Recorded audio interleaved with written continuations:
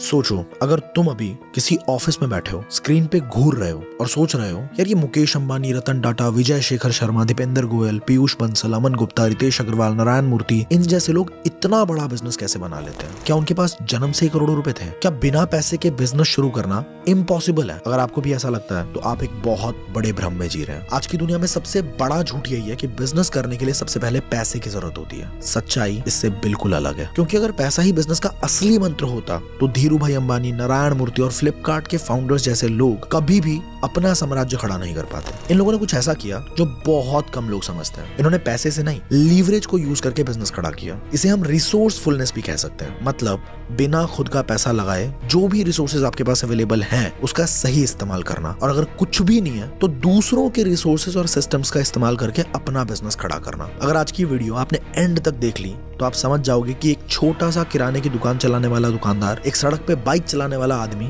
या एक छोटी सी चाय की टपरी चलाने वाला आम इंसान, ये सब लोग एक दिन 100 करोड़ का बिजनेस खड़ा कर सकते हैं। और ये कोई फिल्मी कहानी नहीं, बल्कि एक ऐसा सीक्रेट फॉर्मूला है जो हर एक सक्सेसफुल इंडियन एंटरप्रेन्योर ने फॉलो किया है। और सबसे बड़ी बात, ये फॉर्मूला कोई भी यूज कर सकता है बिना एक भी पैसा लगाए। मैं आपको वो छुपे हुए सीक्रेट्स बताने वाला हूँ जो दुनिया के सबसे अमीर लोग जानते हैं। और साथ ही एंड में मैं आपको 4 सिंपल और एक्शनेबल स्टेप्स भी बताऊंगा जिसे यूज करके कोई भी इंसान अपना बिजनेस बहुत तेजी से करोड़ों में लेके जा सकता है। ज्यादातर लोग यही सोचते हैं, मुझे पहले पैसे चाहिए तभी मैं बिजनेस शुरू कर सकता हूँ। लेकिन सच ये है कि अगर आप पैसा लेकर भी बिजनेस शुरू करोगे और अगर आपके पास सही स्ट्रैटेजी नहीं होगी तो आप इसे बहुत जल्दी डुबा दोगे। पर बिना खुद के पैसे लगाए, बिना खुद का रिस्क उठाए, अगर आप सिर्फ एक सही स्ट्रैटेजी के साथ काम करते हो तो आप अपना बिजनेस बहुत तेजी से स्केल कर सकते हो। कैसे? इस बात को अच्छे से समझने के लिए हमें कुछ नामचीन लोगों की जिंदगी में झांकना पड़ेगा जिन्होंने जीरो से शुरू करके अरबों का साम्राज्य खड़ा कर दिया, और वो भी लीवरेज और रिसोर्सफुलनेस को यूज करके। धीरू भाई अंबानी का नाम आज पूरी दुनिया जानती है, लेकिन क्या आपको पता है कि उनकी शुरुआत कैसी थी? 1950 के दशक में धीरू भाई अंबानी सिर्फ 17 साल के थे जब वो 500 की नौकरी करने यमन चले गए। वहां उन्होंने देखा कि मार्केट में कीमतों का उतार चढ़ाव कैसे होता है और कैसे एक ही प्रोडक्ट अलग अलग जगह पे अलग अलग दामों पर बिकता है। उन्होंने बहुत सिंपल सी लेकिन पावरफुल चीज सीखी जिसको बोलते हैं आर्बिट्रेज।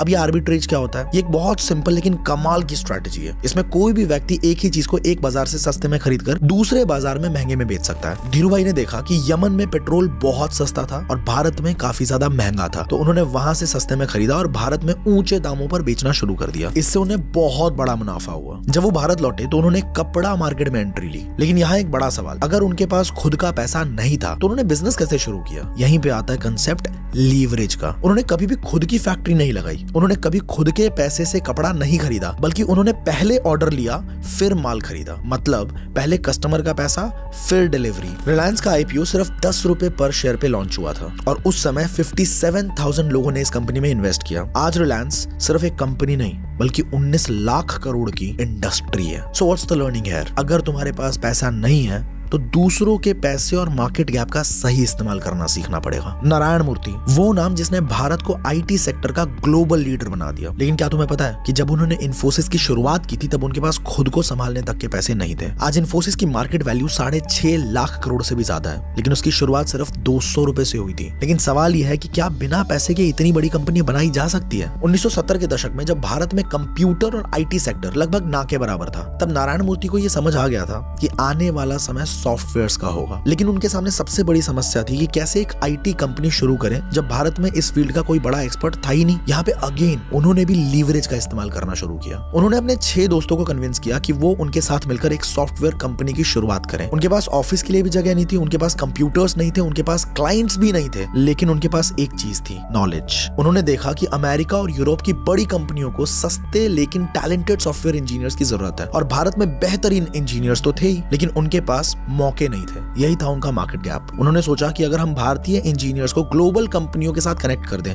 तो बिना किसी इन्वेस्टमेंट के एक आईटी कंपनी की शुरुआत हो सकती है। लेकिन यहाँ पे एक बहुत बड़ी चुनौती थी, अगर उनके पास कोई कंप्यूटर ही नहीं था तो क्लाइंट्स तक पहुंचते कैसे? यहाँ पर फिर से लीवरेज का इस्तेमाल हुआ। इन्फोसिस ने अपनी पहली डील साइन की डेटा बेसिक्स कॉर्पोरेशन न्यूयॉर्क के साथ। लेकिन ध्यान देने वाली बात यह थी कि इन्फोसिस के पास अभी तक कंप्यूटर नहीं था। मतलब उन्होंने पहले क्लाइंट से पैसे लिए, फिर उन्हीं पैसों से कंप्यूटर खरीदा और प्रोजेक्ट पूरा किया। यही होता है स्मार्ट बिजनेस, जहां पहले पैसे लाओ फिर सर्विस डिलीवर करो। इन्फोसिस का पहला साल बहुत मुश्किल भरा था।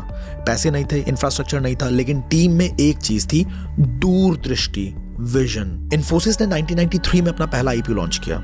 उस समय तक आईटी सेक्टर को लेकर भारत में ज्यादा भरोसा बिल्कुल भी नहीं था, लेकिन इन्फोसिस के पहले दिन के आईपीओ ने 300% से भी ज्यादा की ग्रोथ दिखाई। आज इन्फोसिस के शेयर 1500 रुपए से ज्यादा के प्राइस पर ट्रेड कर रहे हैं। आज इन्फोसिस दुनिया की टॉप 10 आईटी कंपनी में से एक है। कंपनी की नेटवर्थ 6.5 लाख करोड़ से ज्यादा है। इन्फोसिस में 3 लाख से ज्यादा लोग काम करते हैं। इन्फोसिस के क्लाइंट्स में एप्पल, गूगल, माइक्रोसॉफ्ट जैसी बड़ी कंपनीज भी शामिल है। तो अब आप सोच के देखो, अगर नारायण मूर्ति क्लासिक बहाना बनाते, मेरे पास पैसे नहीं है, मैं कैसे कंपनी शुरू कर सकता हूं, तो शायद आज इन्फोसिस का नाम भी नहीं होता। उन्होंने पैसे नहीं बल्कि स्किल्स का लीवरेज किया। उन्होंने बिना कंप्यूटर, बिना इंफ्रास्ट्रक्चर और बिना फंडिंग के अपनी कंपनी खड़ी कर दी। इसलिए अगर तुम बार बार यही सोचते हो कि बिजनेस के लिए तो पैसे ही चाहिए, तो ये वीडियो तुम्हारे लिए सबसे बड़ा वेकअप कॉल है मेरे भाई।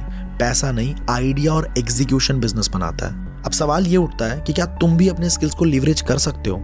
कमेंट्स में बताना मुझे। साल था 2007 और दो साधारण लड़के सचिन बंसल और बिनी बंसल बैंगलोर में एक छोटे से कमरे में बैठे एक आइडिया प्लान कर रहे थे, जिसने भारत में ई कॉमर्स का पूरा गेम बदल दिया। आज फ्लिपकार्ट की वैल्यू 3 लाख करोड़ से ज्यादा है और ये भारत के सबसे बड़े ऑनलाइन मार्केट प्लेस में से एक है। पर क्या आपको पता है, फ्लिपकार्ट की शुरुआत सिर्फ और सिर्फ 4 लाख रुपए की पूंजी से हुई थी। और सबसे बड़ी बात, फ्लिपकार्ट ने कभी भी शुरुआत में खुद के पैसे से इन्वेंट्री नहीं खरीदी, फिर भी एक $multi-billion कंपनी बनी। कैसे? लीवरेज से। फ्लिपकार्ट की शुरुआत से पहले भारत में ई कॉमर्स लगभग ना के बराबर था। लोग ऑनलाइन खरीदारी पर बिल्कुल भी भरोसा नहीं करते थे। उन्हें डर था कि क्या प्रोडक्ट सही आएगा, अगर डिलीवरी नहीं हुई तो। ऑनलाइन पेमेंट सेफ है भी कि नहीं है, लोगों में बहुत ज्यादा डर था। लेकिन सचिन और बिनी ने एक चीज पर ध्यान दिया, अमेज़न की सफलता पे। दोनों पहले अमेज़न के लिए काम कर चुके थे और उन्होंने वहां से सीख लिया था कि ऑनलाइन रिटेल कैसे काम करता है। यही उनकी सबसे बड़ी ताकत थी, नॉलेज। लेकिन यहाँ एक सवाल उठता है, अगर उनके पास पैसे नहीं थे तो उन्होंने बिजनेस शुरू कैसे किया? मतलब उन्होंने खुद की कोई इन्वेंट्री खरीदी ही नहीं, उन्होंने लीवरेज किया सप्लायर्स की इन्वेंट्री का। मतलब अगर मेरे पास मेरा स्टॉक रखने के लिए, मेरा सामान रखने के लिए जगह नहीं है, इन्वेंट्री नहीं है, तो क्या फर्क पड़ता है?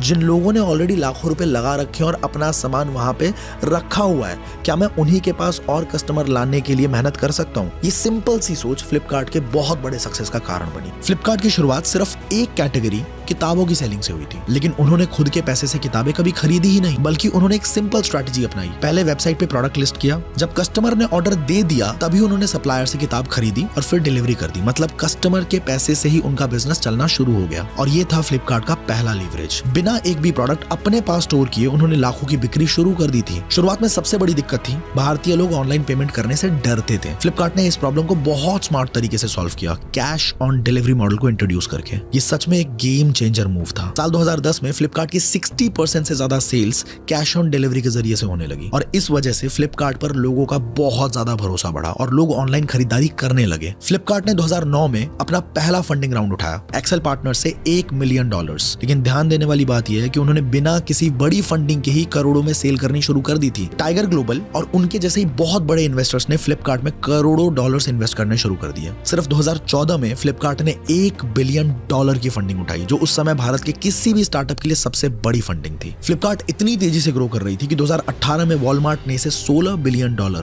यानी 1,20,000 करोड़ में खरीद लिया। फ्लिपकार्ट की इस खरीद ने इसे भारत का सबसे बड़ा ई कॉमर्स का प्लेटफॉर्म बना दिया। आज फ्लिपकार्ट भारत के 100 मिलियन से ज्यादा ग्राहकों तक पहुंच चुका है। देश भर में 20 लाख से ज्यादा कैटेगरी में प्रोडक्ट्स बेचता है, हर महीने अरबों का रेवेन्यू करता है। अब सोच के देखो, अगर सचिन और बिनी बंसल भी ये सोचते हैं हमें पहले करोड़ों की इन्वेस्टमेंट चाहिए तभी बिजनेस शुरू कर सकते हैं, तो फ्लिपकार्ट कभी बन ही नहीं पाता। ध्यान देने वाली बात यह है कि इन्वेस्टमेंट के बिना तो आप बिजनेस शुरू कर सकते हो, पर नॉलेज के बिना कुछ नहीं हो पाएगा। अपने फील्ड की नॉलेज तो आपको चाहिए ही चाहिए, और ये नॉलेज आती है उस फील्ड में काम करने से, एक्सपीरियंस लेने से। जितना ज्यादा आप किसी काम को समझते हैं, उसे करते हैं, जितनी ज्यादा आपकी प्रैक्टिस होती है, उतना ही आपका एक्सपीरियंस और साथ के साथ आपकी नॉलेज उस इंडस्ट्री में बढ़ती चली जाती है। अब मैं आपको अभी ऐसे 4 सिंपल स्टेप्स देने वाला हूँ, जो अगर आपने सच में फॉलो कर लिए, बड़ी आसानी से अपने बिजनेस को करोड़ों में ले जाओगे और अगले कुछ सालों में इसी वीडियो के कमेंट्स में आके आप थैंक यू भी लिखने वाले हो। Step number 1, problem is your की टू सक्सेस। में से हर एक इंसान प्रॉब्लम से हमेशा बचना चाहता है, दूर रहना चाहता है। पर चलो एक बार जरा प्रॉब्लम को आज एक नए नजरिए से देखते हैं। बिजनेस की सबसे बड़ी गलती क्या होती है? लोग सोचते हैं कि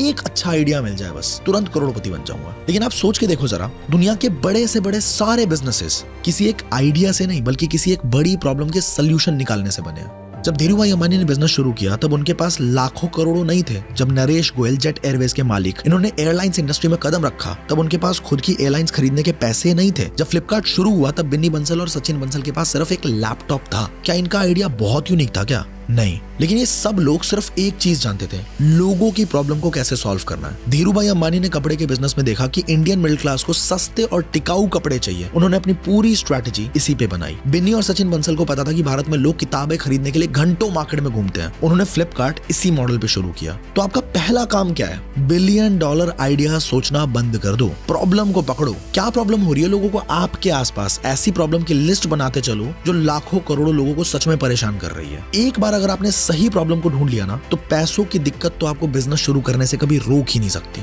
step number 2, focus on building your network, not money. अब सवाल आता है कि बिजनेस के लिए पैसा कहां से आएगा? भाई मैं बार बार कह रहा हूं, पैसा नहीं चाहिए, पहले नेटवर्क चाहिए, पहचान चाहिए, ब्रांड चाहिए। क्या आपने कभी सोचा पेटीएम को शुरू करने के लिए विजय शेखर शर्मा के पास कोई बैंक नहीं था, लेकिन फिर भी उन्होंने करोड़ों के पेमेंट सिस्टम को खड़ा कर दिया? क्या जोमैटो के पास खुद के रेस्टोरेंट्स थे?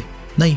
क्या ओयो के पास खुद के होटल्स थे? नहीं। तो उन्होंने किया क्या? उन्होंने नेटवर्क खड़ा किया भाई साहब, दूसरों के रिसोर्सेज को अपने ब्रांड के साथ जोड़ दिया। ओयो का मॉडल क्या था? दूसरे के होटल को अपने नाम से चलाना। जोमैटो का मॉडल क्या था? दूसरे के रेस्टोरेंट को ऑनलाइन लेके आना। आपको भी यही करना है। आज के जमाने में पैसे से बिजनेस खड़ा नहीं होता है, नेटवर्क और ट्रस्ट से खड़ा होता है। तो पहला काम, अपने इंडस्ट्री के लोगों से जुड़ो, उनके साथ काम करो, सीखो, समझो और अपनी जगह बनाओ। आपको इसी तरह से सोचना है कि जो प्रॉब्लम आपने पकड़ा उसका सोल्यूशन अगर आप ऑलरेडी ढूंढ चुके हो तो आप उस सोल्यूशन को कैसे मार्केट तक पहुंचाओगे। अगर आपके पास उतने रिसोर्सेज नहीं है कि आप खुद सोल्यूशन क्रिएट कर पाओ तो आप कैसे अपने नेटवर्क को बिल्ड करके उस नेटवर्क का इस्तेमाल करोगे ताकि वो सोल्यूशन इफेक्टिवली लोगों तक पहुंच जाए। देखो, बिजनेस में या तो पैसा लगता है या फिर दिमाग लगता है। अगर पैसा नहीं लगा सकते आप तो दिमाग तो लगाना पड़ेगा बॉस।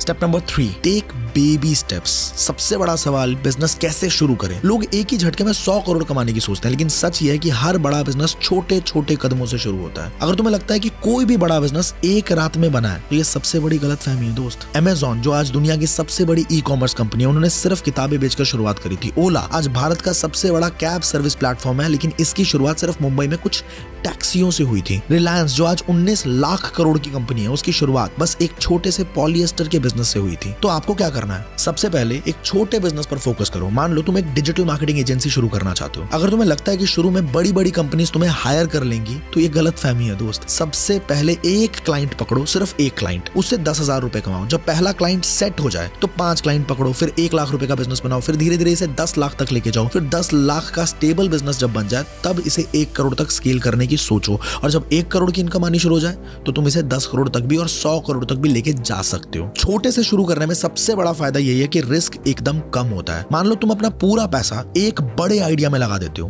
लेकिन वो फेल हो गया तो तुम्हारा सब कुछ चला जाएगा। लेकिन अगर तुम छोटे से शुरू करोगे तो तुम सीखते रहोगे, गलतियां करोगे, लेकिन नुकसान बड़ा कभी भी नहीं होगा। स्टीव जॉब्स ने भी पहले अपने गराज में बैठकर एप्पल की शुरुआत की थी। धीरूभाई अंबानी भी पहले छोटे छोटे बिजनेस डील्स करके रिलायंस को खड़ा कर रहे थे। अगर वो भी सोचते कि मुझे सीधा 100 करोड़ का बिजनेस चाहिए तो आज वो कहीं नहीं होते। Step number 4, be hungry for knowledge. अक्सर लोग सोचते हैं कि बिजनेस शुरू किया तो सीधा सीईओ की कुर्सी पे बैठूंगा, बड़ी बड़ी गाड़ियों में घूमूंगा और लोग उन्हें बॉस कहकर बुलाएंगे। लेकिन दोस्त, बिजनेस का असली खेल सीखने से शुरू होता है, बॉस बनने से नहीं। बड़ा बिजनेस खड़ा करने के लिए पहले खुद को छोटा बनाना पड़ता है। अगेन हम यहाँ पे धीरूभाई अंबानी का एग्जांपल ले सकते हैं कि पेट्रोल पंप से लेके अरबों का साम्राज्य खड़ा करने वाला इंसान आज भारत के सबसे बड़े बिजनेस आइकन में से एक है।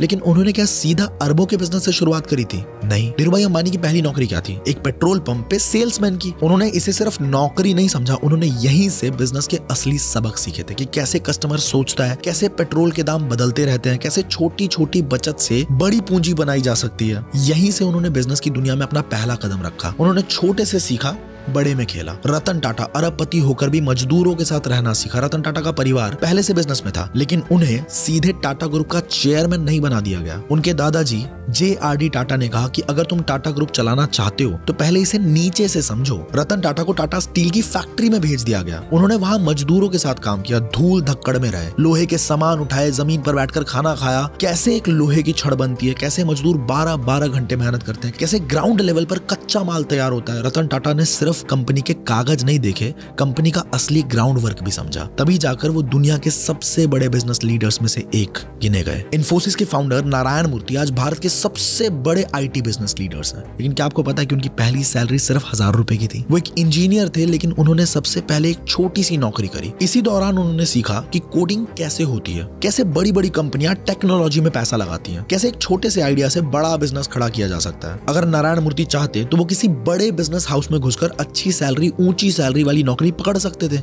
लेकिन उन्होंने भी पहले अपने दिमाग में सीखने की आग जगाई, फिर उसे करोड़ों की कंपनी में बदल दिया। तो फाइनली आज मैंने आपको वो फॉर्मूला दिया जिससे 0 से 10 करोड़ का बिजनेस और 10 करोड़ से 100 करोड़ का बिजनेस खड़ा किया जा सकता है। अब ये आपके ऊपर है कि आप इसे सिर्फ सुनकर भूल जाओगे या इसे अपनी लाइफ में अप्लाई भी करोगे। क्या वाकई में अपना खुद का बिजनेस शुरू करने के लिए तैयार हो? कमेंट में लिखना आई एम रेडी, और मेरे को ये भी बताना कि कौन सा बिजनेस आपको सबसे ज्यादा पसंद है। अगर ये वीडियो आपको पसंद आई है तो इसे लाइक जरूर करना, इससे मुझे बहुत इंस्पिरेशन मिलती है। आप अपने दोस्तों के साथ शेयर भी कर सकते हो ताकि हर एक इंसान जो बिजनेस करना चाहता है उसे एक सही रास्ता मिल पाए। चैनल पे अगर पहली बार आए हो तो सब्सक्राइब करना मत भूलना, ताकि इस तरह की वीडियो जब भी मैं अपलोड करूं आप बिल्कुल भी मिस ना करो। इस तरह की वीडियोस बनाने में, स्क्रिप्टिंग में, शूट में, एडिटिंग में वाकई बहुत ज्यादा एफर्ट्स लगते हैं, तो आप सोच भी नहीं सकते मुझे कितनी खुशी होती है जब आप इस तरह का सपोर्ट दिखाते हो। मैं आपसे मिलूंगा अगली वीडियो के अंदर। और सुनो, अगर आप ये जानना चाहते हो कि कौन से ऐसे एवरग्रीन बिजनेसेस हैं जो कभी बंद हो ही नहीं सकते, बेस्ट बिजनेसेस हैं, और 2025 में एक इंसान बिना पैसों के भी वो बिजनेस शुरू कर सकता है और बहुत ग्रो कर सकता है, राइट वाली वीडियो पे क्लिक कर देना।